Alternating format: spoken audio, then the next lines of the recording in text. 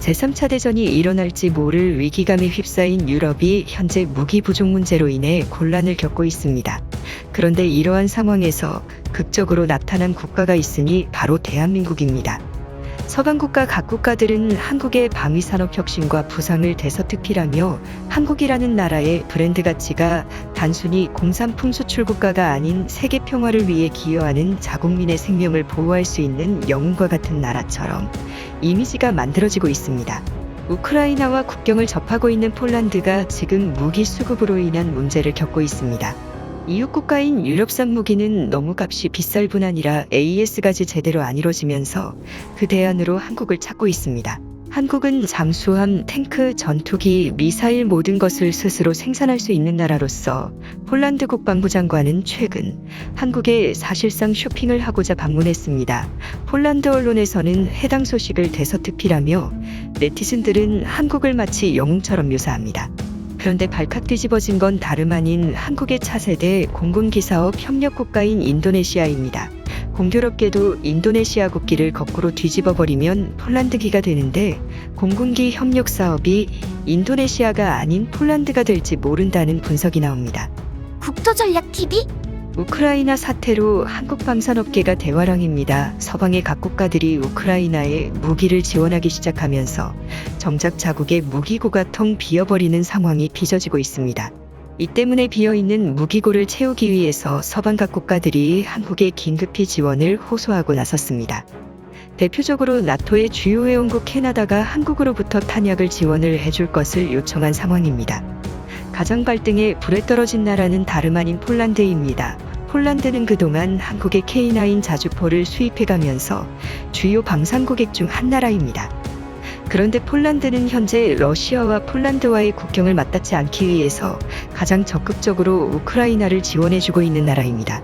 충격적이게도 한국이 수출한 한국산 자주포가 폴란드군에 의해 우크라이나에 본격 지원되기 시작하면서 한국산 자주포가 실전에 본격 투입되기 시작한 상황입니다. 이에 더 나아가 폴란드에서는 한국 공군기 역시 대량 수입할 것으로 알려지면서 인도네시아가 발칵 뒤집어지고 있습니다. 인도네시아는 그동안 한국과 차세대 전투기 개발 사업에서 분담금을 제대로 납부하지 않고 프랑스 라팔 전투기를 대량 계약하는 등 한국에 뒤통수를 치고 있다는 불만이 한국 내에서 높아지고 있었습니다. 한국과 주요 전투기 개발 협력 국가였던 인도네시아의 국기를 거꾸로 뒤집으면 폴란드기가 되는데 한국의 주요 전투기 개발 협력국이 인도네시아가 아닌 폴란드가 될 것으로 관측되고 있습니다. 폴란드에서 한국산 공군기가 도입되면 그 주변국인 폴란드를 포함한 비셰그라드 4개국, 헝가리, 체코, 슬로바키아뿐 아니라 발트 3국 그 이상으로 확대될 수 있을 뿐 아니라 더 넓게는 로마니아와 같은 발칸반도 국가들까지 확대될 수 있어서 인도네시아보다 어쩌면 시장성이 더 우수할 수 있고 또 바로 앞에서 치열한 무력 충돌이 일어나고 있는 상황이기 때문에 실전 성능 테스트 검증 역시도 더욱 많은 검증이 이뤄질 수 있을 것으로 관측됩니다.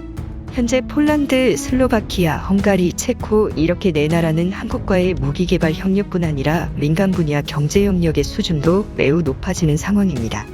헝가리는 현재 최대 투자국이 독일을 제치고 한국이 된 상황이고 비셰그라드 4나라들은 유럽에서 가장 경제적으로 부실한 나라들이었으나 최근에는 독일, 프랑스, 북유럽 등의 부유한 공업국의 배터리나 주요 부품들을 납품하는 제조업 국가로 부상했습니다. 덕분에 민간에서는 더 이상 경제적 협력을 위해 서유럽이 아닌 러시아의 편을 들자는 소리가 쏙 사라져버린 상황입니다. 그 중에서 최근 협력 가능성이 높은 분야는 방산 분야입니다. 슬로바키아는 최근 극적으로 미군 군부대 유치에 성공하면서 한국산 경공격기 FA-50기를 대량 수입하기로 결정했습니다. FA-50기는 한국산이면서도 미국산 장비와 어느 정도 호환이 잘 되는 서방제 전력물자로 평가받고 있고 또 무엇보다 값이 저렴한 특성상 경제력이 취약한 비셰그라드 4개국이 쉽게 수입을 할 수 있는 상황입니다.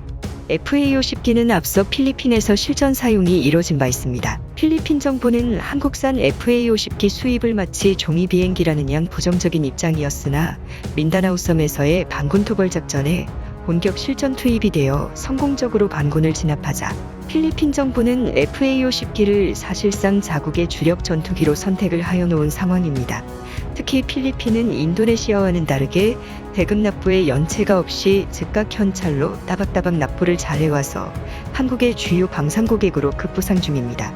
이렇게 실전에서 검증된 제품의 값이 저렴하고 AS가 잘 될 뿐 아니라 미국산 장비와 호환이 잘 되는 특성상 폴란드에서는 약 2조 원대의 48대를 구입을 할 것으로 전해지고 있는 상황입니다.